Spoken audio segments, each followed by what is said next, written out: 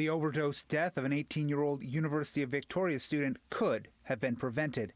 That's according to a lengthy report released by the university. The whole terribly tragic event around Sydney's death was chaos. It really was. Nobody knew quite what to do, who was responsible for what. At a university residence in January of 2024, Sydney McIntyre Starko and two of her friends used cocaine, unaware that it had been laced with fentanyl.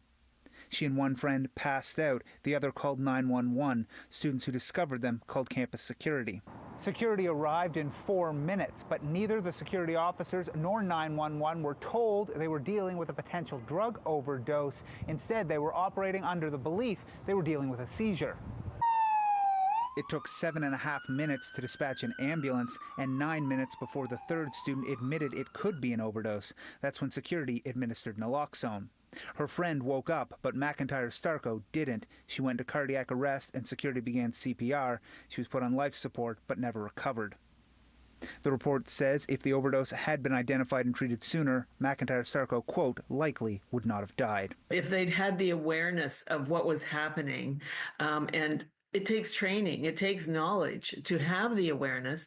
If they had had the awareness, they would have recognized the emergency. McIntyre Starko's death sent shockwaves through BC, leading to new overdose prevention guidelines from the province and universities across the region expanding access to naloxone. The report contains 18 recommendations, including clarifying emergency roles, improved first aid training for campus security, and amnesty for anyone who suffers or reports an overdose. So we hope to get as much in place as we can by September when our students return to campus. A coroner's inquest into McIntyre Starko's death is scheduled to begin on the 28th, the legacy of a young woman whose life was cut tragically short. In Vancouver, Jack Morse, City News.